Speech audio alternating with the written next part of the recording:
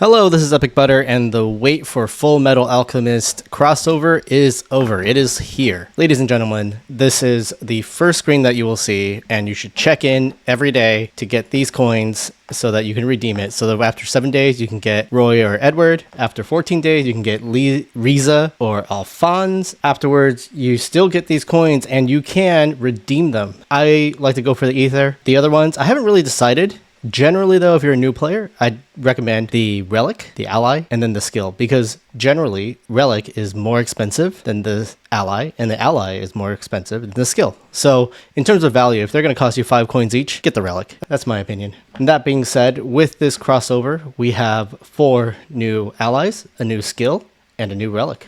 So, I'm on my main this time because this time, I actually have all of them unlocked with their treasures instead of on the Baby Butter account. So we can actually get a much better idea on what they do. This is the Earth skill. It's great. It does a lot of damage. It lowers Earth resistance. It will be very good for Earth build. I don't really know Earth build beyond that. Like Mana Blast is just damage, while lowering Earth resistance is adding another debuff that will just help you do more damage. So I definitely believe it's part of the story. We've got the 4 new allies. We've got Riza. So over here, what she does is a ton of damage. She increases wind damage received. She applies the electrocute debuff, and she applies wind element boost to all friendly units. And then she also reduces wind resistance. And it's max 10 stacks. So 10 times, so 60. So yeah, she's going to be huge for ally players for wind. Then for Roy, he just does a ton of damage. He does even more damage if they're burned, and it seems like a big AoE damage. So he has really shown up in the meta as the fire damage ally. There are situations where Howard is better. There are situations where Howard is worse. Generally, Howard, for me, is a little too single target damage for me. And if he hits without building up and that final damage goes there and you don't have Selene up, it does not feel very good. And here we have Alfonz. So what he does is a ton of damage. Then he does the slow debuff. Then he increases damage received by 200%. And then he reduces Earth.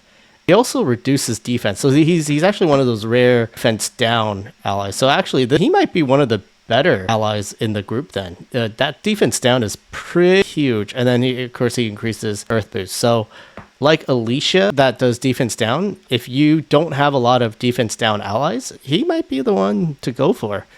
I didn't really see that. And that, I'm curious, how early does he get that debuff? I didn't see that. Yeah, so if you have Alfonz with the treasure, I think that makes him the best early game ally.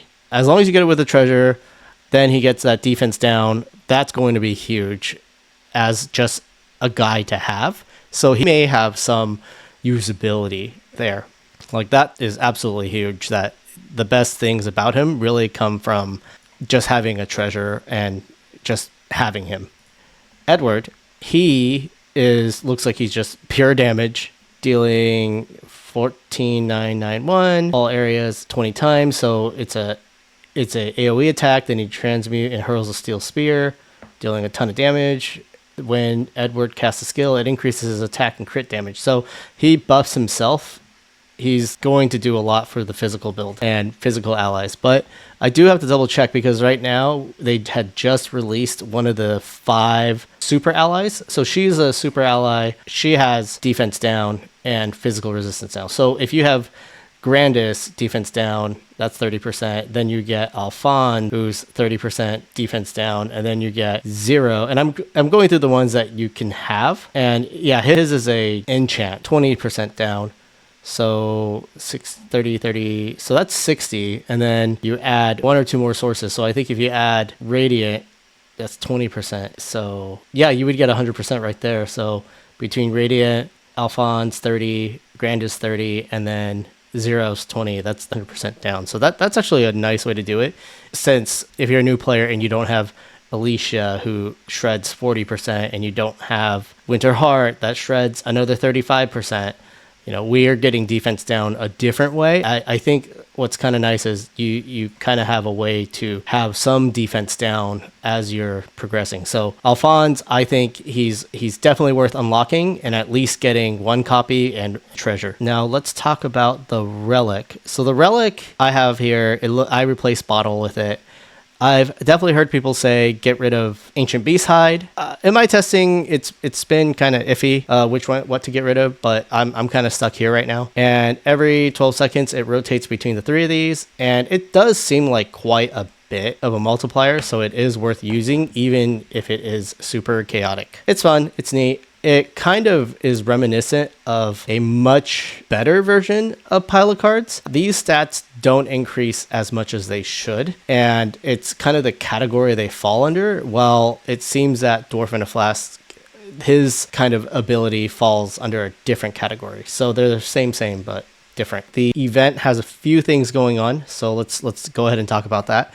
We've got the check-in special, so you get a bunch of free rewards just by checking in. It's awesome. You have 3 contests. So the first contest is kind of your completion contest. So generally you will get more points when you summon using these bottles. I don't know what they're called. Flasks? No, they're called red tinctures. I'm just going to say the red bottles. And here you can see some people have already gotten pretty high points, and you get 3B, 10 mythical select tickets, and 10 mythical miscellaneous. And these will just kind of throw out any one of those 4 ally treasures. So that's kind of the contest for here. When you summon the red bottle or exchange for the red bottle, there actually is a rate for what could drop. And I do believe the treasures are already in there. And what they really drop is a lot of keys, a lot of tickets. And what I mean by tickets are these bingo tickets, and they drop a lot of these roulette tickets. So you get quite a bit, and I'll cover what you should do with that. So after 14 days, you're going to get all this stuff. It's going to be great. And then there's also the ally race. So when you look at here, these are based off of all these points you get today. So your entire point system is based off of completion. So it's really kind of, they're definitely incentivizing you to pull. And you get the reward for winning this contest is 3B Ether, 15 mythical select ally tickets. That's pretty great. And then we have a similar thing for skill, right? So skill, you get 2B and 10 mythical select tickets. So really they've kind of already said, hey, the big thing here is, we've got 4 times the amount of allies versus skills. When you summon for relic, you will also get the progression towards skill race. While for allies, it's really just summoning allies. So that being said, we got a few banners. So we have the Earth Skill banner. This is a 20k banner. I would say pull it as you can, unlock it. Depends on if you want to compete.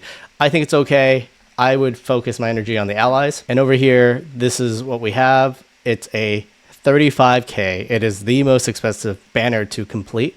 However, what they did was they spread it out and they gave us these select tickets. So you can kind of really pick and choose which ally you want in the pity, which I think is okay. We get Edward and we get Roy on this one. And then I believe on Monday or the 6th, that's when we will get Riza and Alfonz. And we'll also get the Dwarf in a Flask next week as well. So that being said, the general strategy is you pull allies and you place in your rank. Then we have this dungeon event. And the dungeon event is generally, from the past, has been the more you climb, the more red bottles you get, and the more you can pull. So, the more rewards you get. So it's kind of like the more you do, the better it gets. Early players, I definitely will say redeem the apple pie and redeem the milk stew.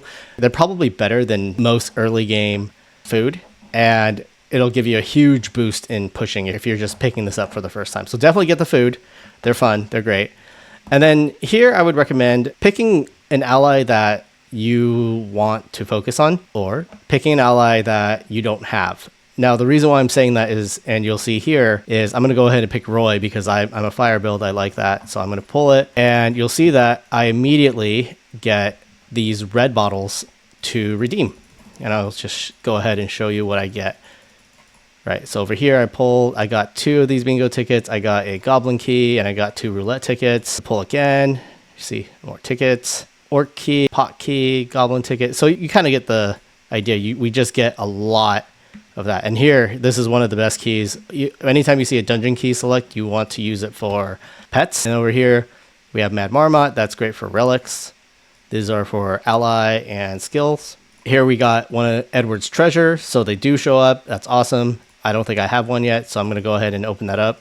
So let's just take a look. Oh, I'm excited. Go ahead and open up Edward, and it's blue. That's fine. Did I already have one? I did not. So now he gets an additional attack and crit damage. I'm going to equip that. So treasures are nice because this stat line will immediately impact you. So it's just a great boost to get. So I already got one for Edward. That's awesome. I'm pretty happy about that. So that being said, we talked about redeeming these, and we get a lot of great rewards, right? So just by pulling that amount, I've got 11 of these tickets, and it helped me push to the next level. And each of these are 25. So when you get these, it is very possible to like finish a board in a day. It's just pretty great. And then over here, we get these roulette tickets. And when you pull a bunch of these, and I'm going to go ahead and just do it, you have a chance of getting the premium ticket, which you get a chance to get ether. So I just got one premium ticket. I got 100 class, not kind of one of the ones you don't want. You really want the 150,000 ether, and you really want the stars. Those are the two I really want. So that being said, we pulled these two, and that's awesome. So the next way to get rewards is to climb the event.